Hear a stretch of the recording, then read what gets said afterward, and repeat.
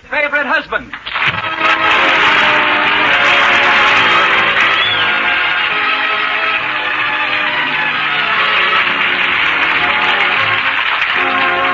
Yes, it's the new Gay Family series starring Lucille Ball with Richard Denning as Liz and George Cooper.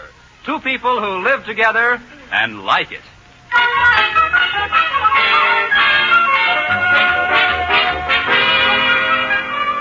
As we look in on the Coopers today, it is breakfast time. And at the table, a little domestic drama is taking place. George is engrossed in the morning paper, and Liz finds herself sitting there with no one to talk to. This, of course, is a scene which never happens in any other home. One thing about George, though, no matter how interested he is in the paper, when Liz speaks, he comes right to attention. George, you haven't kissed me this morning. George, I'm talking to you. Huh?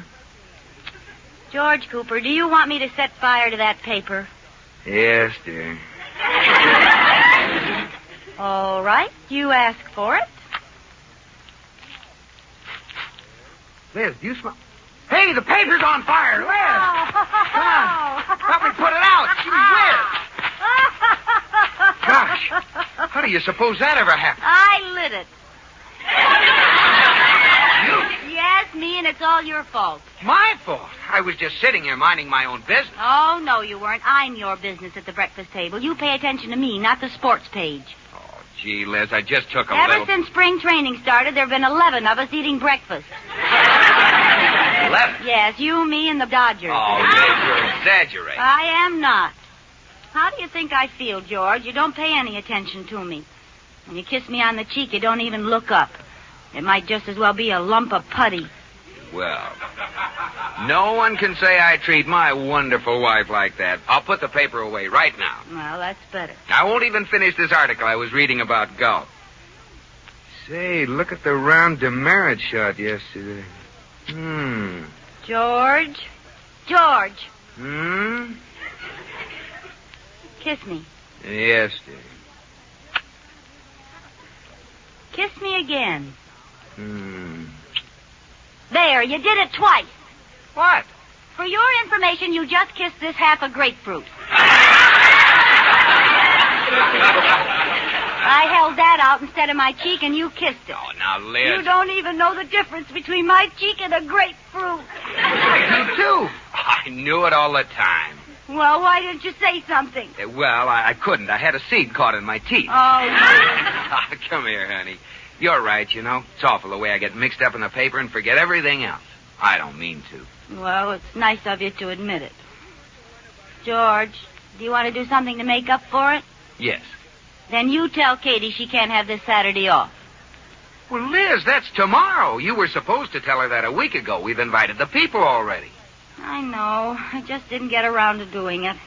You know how Katie is. She gets so mad. Are you afraid of her? Don't be silly. Well, then tell her. I wouldn't blame her for getting angry now. She's probably made plans for tomorrow night. Well, you tell her, George. It's a man's job. No, Liz. You have to learn to run your own house. Couldn't I not tell her at all? We could get someone else in. No. Maybe I could try to make her think tomorrow's Friday. No, Liz. Now I want you to tell her right now when she brings the coffee in. All right, I will. I'm not afraid. Good. Why should I be afraid of her? Yeah, well, here she comes. Well? Coffee, Mrs. Cooper? No thanks, Katie. Well, I'll take the pot back in the kitchen. Oh, Katie. Yes, sir. Mrs. Cooper has something to tell you. Yes, Mrs. Cooper. Hello? Hello. Is that all you wanted to tell me? Yes, that's all. Katie, we're having company tomorrow night, so you won't be able to take the evening off. Oh, all right, Mr. Cooper. That'll be fine. I'll make something real nice. Well, I'll be... Oh, I'm such a fool, George. I don't know why I'm always afraid to speak up when I know the easiest way is to face the problem and get it over with. Well, not only that, it's the principle of the thing. I know it. If you don't stand up for your rights, people will walk all over you. You're right, and from now on, I'm going to stand up for my rights. And if anyone doesn't like it, that's just too bad. Good. Hand me the cream, Liz. Here. Say, this cream is sour. Oh, it can't be. The milkman only delivered it yesterday. Well, here, I'll throw it away. No, don't throw it away, Liz. The thing to do is to show it to the milkman and make him give you a new bottle. Oh, but George, it's only a little old pint of cream. Liz? It isn't worth fussing about. Liz? Well, it probably only took the cow a couple of seconds.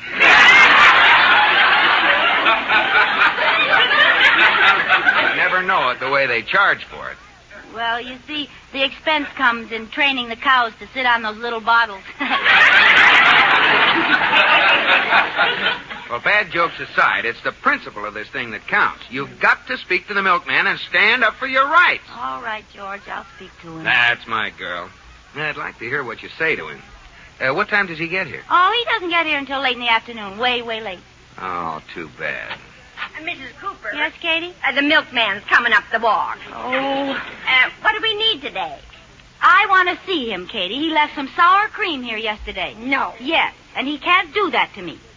Come on, I'm going to stand up for my rights. That a girl? Who does he think he is? The more I think about it, the madder I get. I'm going to give him a piece of my mind. Oh, here he comes, the poor fella.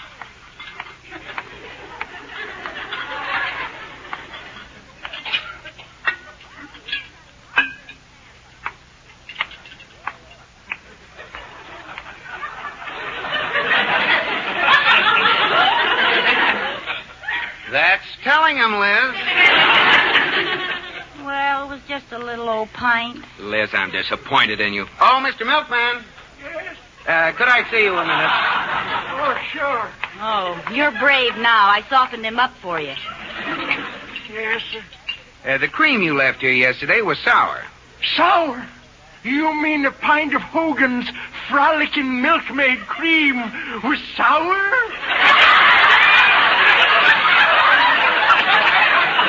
That's right. Oh, this is terrible. Oh, I shudder to think what Mr. Hogan's going to do to that cow that give that milk. Oh, what will happen? Tomorrow morning, that cow will get a milker with cold hands.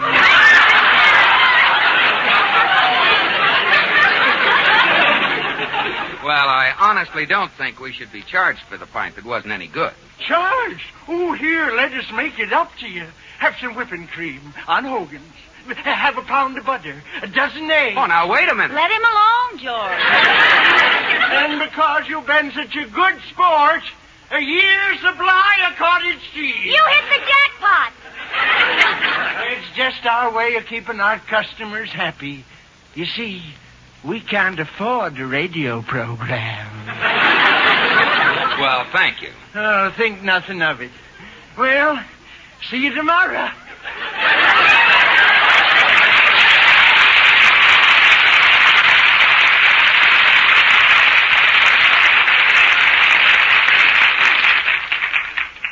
There, see how easy it was, Liz? Oh, George, I really learned my lesson this time. You'll see.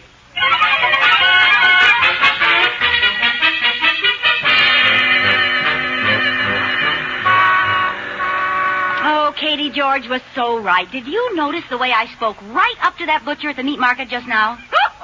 I nearly died when you told him to hold both hands over his head while he was weighing the steak.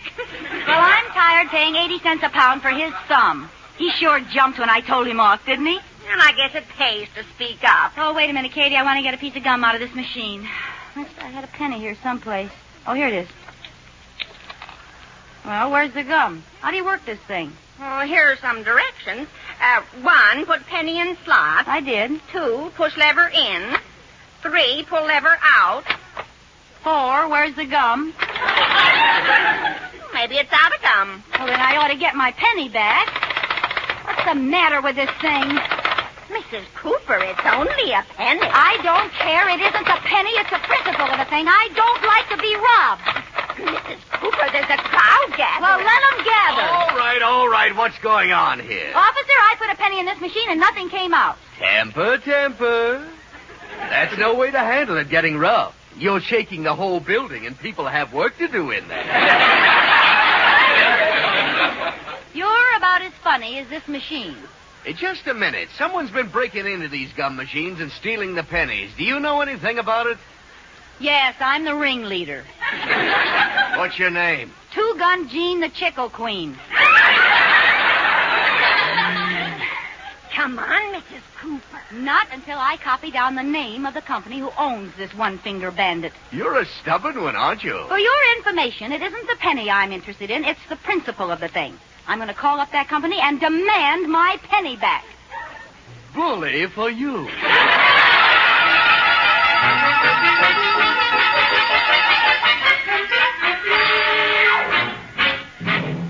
Mrs. Cooper, you're not really going to call that company, are you? I most certainly am. It isn't the money, Katie. It's the principle of the thing. I know. Here it is, the Ballyhoo Vending Machine Company, Sycamore 3450. And I hope you can get the line. I tried to call the cleaners this morning, and that Brooklyn blabbermouth was on the party line. Well, I hope she's off by now.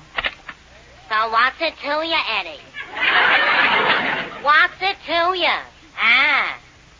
She's still yakking, Katie. No. Yep, nasal Hazel herself. Listen, Rudy, I want to know how come you're dating other guys, hey?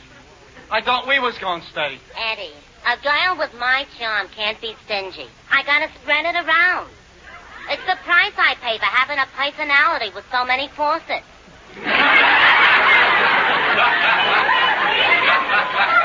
It must be those faucets that make you such a big drip. Who said that? I did. Look, will you please hang up? I'm in a hurry to use the phone. I thought so. Eddie, Miss Big Ears is here. Who's that? She's the one I was telling you about. Oh, the nosy dame with the dyed hair. Now, wait a minute. You've never seen me. How do you know my hair's dyed? I mean, what makes you think my hair's dyed? I listen on the phone, too, you know. I hear you ordering henna rinse by the gallon. That happens to be for my maid, Katie. My hair is black. From the sound of your voice, I believe it was polka dot. Oh. She makes me so darn mad. Why doesn't she get off? The gum machine company will close in a few minutes. We'll try again. Maybe she had a sudden attack of laryngitis. Oh, no such luck. I'll try, but I know it's hopeless. Frankly, Rudy, I don't see what you're seeing at Hyman Weissmussen you was out with last night. Well, for one thing, he shows me a good time, which is more than I can say for some people. Give me a for instance. Take last night already. Last night we went driving in the moonlight, and music was playing all the time, and we had delightful refreshments. So what? I could do that, too, if I had a good humor truck. Will you please get off the line? I only have a minute to make my call. You've been on here all day. Listen, the least you could do is to let me make a few calls. It happens to be my day off. Oh, really? When you're off, who sets up the pins at the bowling alley? Why, you dirty...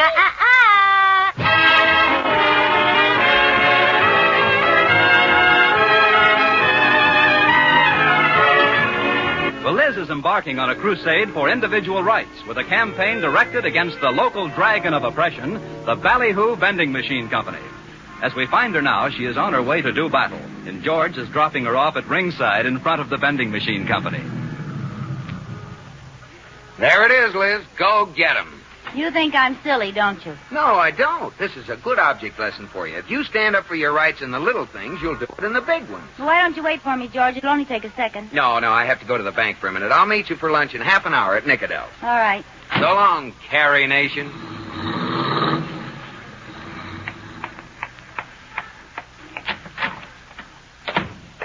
I'd like to speak to the president of this crooked gum machine company. Sorry, Mr. Ballyhoo is busy right now.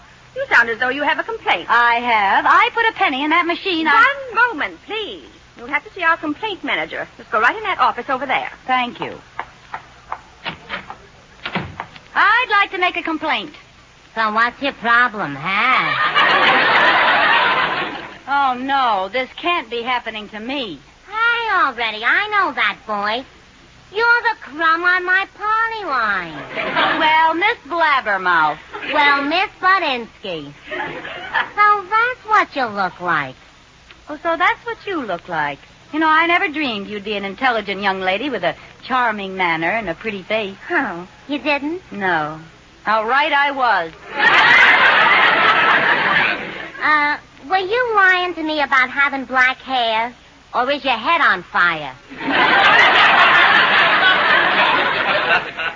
Well, deep down, I'll have to admit I was lying. No, you weren't. Deep down, it is black.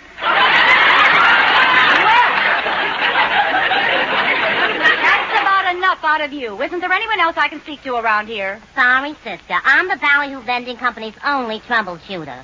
What's biting you? Well, I have been victimized by one of your incompetent vendors of chickles. Ah. To put it into words you can understand, I was robbed, hey. You was, hey? I put a penny in one of your crooked machines and nothing came out. I'd like my penny back. Okay, if we've got your penny, you can have it back. You've got it, all right. Describe it.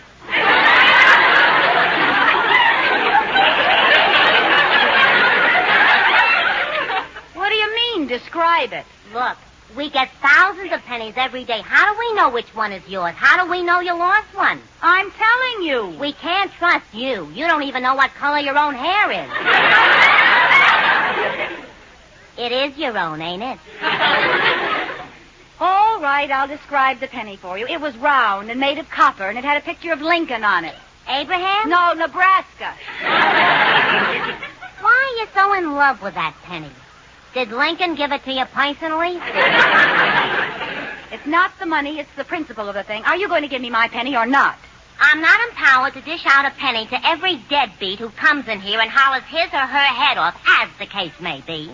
You'll have to fill out a refund complaint. All right, let's fill it out and get it over with. Okay. Name? Big Ears. Just a minute. That's Mrs. George Cooper. Address? 321 Bundy. Business? Sticking her nose into other people's. Look, I'll answer the questions if you don't mind. All right. Date of birth? Next question. Date of birth?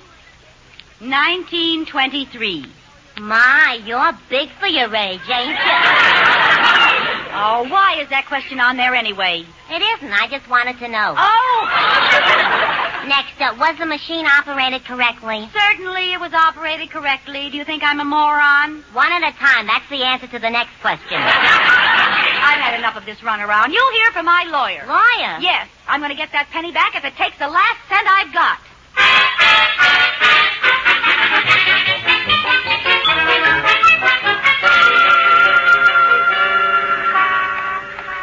Of all the ridiculous things, wasting an afternoon arguing with that nitwit. Honest. Oh, what's the matter, little boy? I want some chewing gum. Oh, but why are you crying? Have you lost your money? No, but I'm too little to reach up to that gum machine. Oh, kid, are you asking for trouble? I want some gum and I'm too short. Sweetie, look, Honey, I'm telling you for your own good, stay short. Don't eat your bread crust. What's your advice, lady? I just want some gum. All right. Give me your penny. I'll put it in for you. Thanks, lady. Oh, I knew this would happen. What? The Ballyhoo Vending Machine Company has struck again. No gum? No gum. You stole my penny. What? You stole my penny. This lady stole my penny. She stole my penny. Hey, now wait a minute. I'll put in a penny of my own. Thanks, lady. Darn it, I don't have a penny. I'm sorry, honey. I just don't have one. What can I do? Jiggle the lever. Oh, that won't work. All right.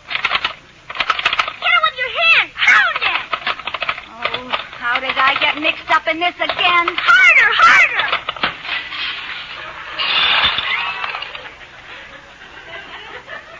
Was that hard enough? Oh, boy, look at all the pennies. Now, let those pennies alone. They don't belong to us. I but nobody's looking. I don't care. Here's one for you. That's all we put in. Is that all? Well, I'll take one, too. I put one in another machine. And I'll take one more. What for? I put one in another machine, too. Where? Don't ask questions about mine. I won't ask questions about yours. But I really did. Now, let's see. What else could I take one for? How about one for the cop on the beat? He's the cop. Oh, well, hello, officer. Oh, it's you. Still at it, eh? Well, we finally caught you red-handed. What do you mean? We've been after you for a long time. We figured there was an older person teaching these kids how to crack the gum machines. You ought to be ashamed. Oh, officer, I can explain. I was just helping this little boy, wasn't I, Sonny? Yeah, she helped me get the pennies out. Aha!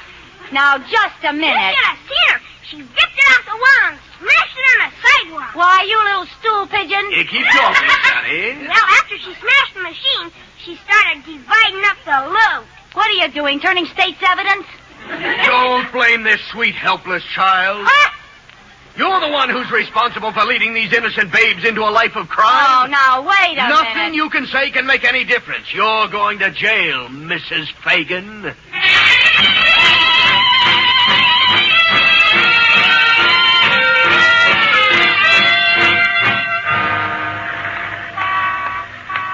Come on, Liz. The car's parked down here. George, are you mad at me? Why should I be mad at you? It only cost me $50 to bail you out of jail. And another 50 for breaking the gum machine. Now, remember what you said, George. It's not the money, it's the principle of the thing. I just happen to have expensive principles. Well, I'm in no humor for jokes. Honestly, Liz, every time I turn around, you've landed in a mess. How do you do it? I took a course in it at night school. Come on. Smile at me, George. One of your pretty ones, huh? No. And come on, don't stand in the middle of the street. You'll get hit. Kiss me. Liz. I'm not moving from this spot till you kiss me. Oh, now, don't be silly. I mean it. Oh, you crazy.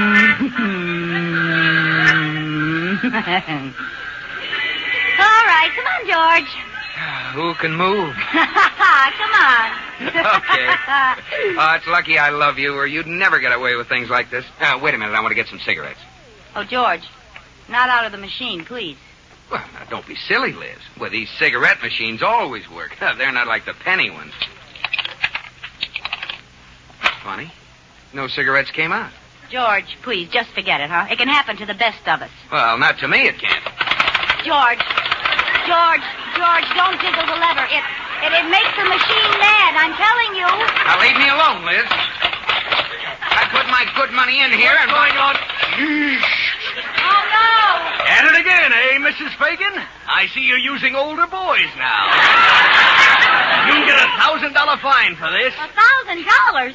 Well, you don't understand, officer. I'm not working with this man that's hitting the machine. You're not? No, I never saw him before in my life. Liz, how could you do this to me? You're just the first offender, George. It isn't the principal thing, it's the money. Come on, the both of you!